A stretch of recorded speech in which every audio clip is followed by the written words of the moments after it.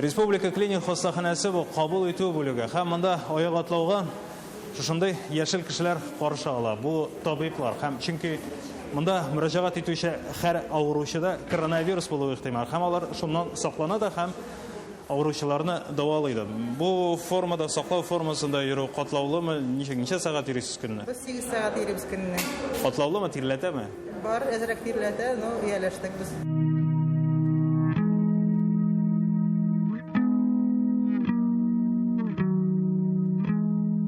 Безнең хәзер бу кабул итү бүлмәсендә ашыгыч ярдәм күрсәтү бүлмәсе. Бу бүлмәгә безнең алып керәләр скорый помощь дан килгән кешеләр, санитар авиациядан кабул итәбез. Көненә ничә кеше кабул итәсез? Көненә 300-гә якын кеше кабул итәбез. Республика клиник хастаханасының кабул итү бүлеге тәүлек буе эшли. Кемдер үз аягы белән килә, кемнедер арбага яткырып китерәләр. Монда теләсә нинди шир белән бөтен республикада мөрәҗәгать итәләр. Араларында коронавируслы пациентлар булуы да бик ихтимал, чөнки бу авыру еш кына үзен сиздермичә, симптомсыз уза ала. Әнә шундый авыручылар бер-берсенә вирус йоктырмасын өчен махсус буфер зонасы бар. Менә буферный зона для пациентов. Можете снимать. Ул үзенә күрә бер изолятор кебек. Монда һәркем өчен бер палата, шундый 60 бүлмә бар. Монда эләккән һәр пациенттан башта ковидка тест алалар, аның нәтиҗәсе нинди булуга карамастан, төп диагнозны да шушында ачыклыйлар.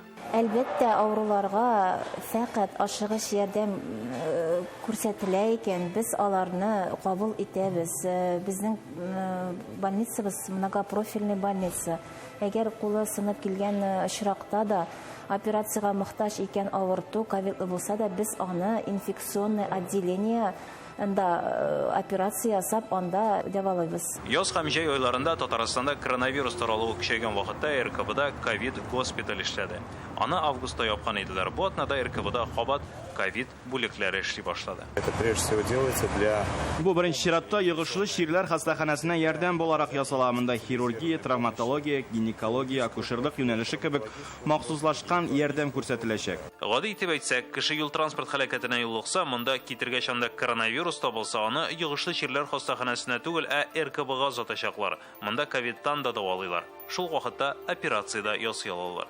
Хәзер Казанда зурлар өчен 7 ковид госпиталь эшли. Шуларның икесе бу атнада кабат ачылды.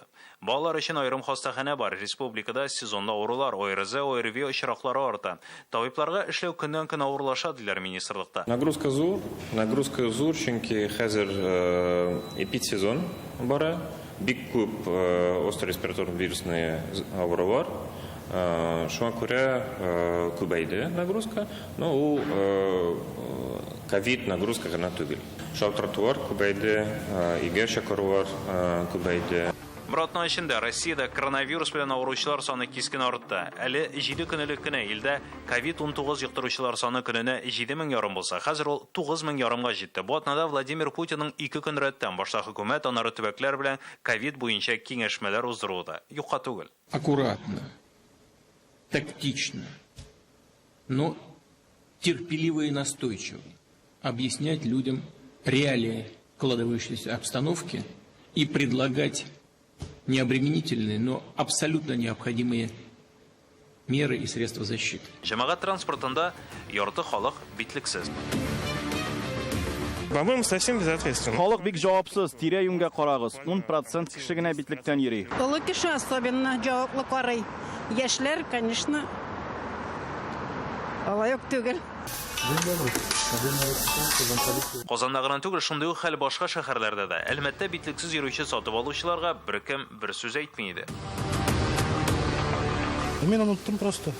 Ешмай онытасызмы, кимисезме? Юк, булай постоянно киберем.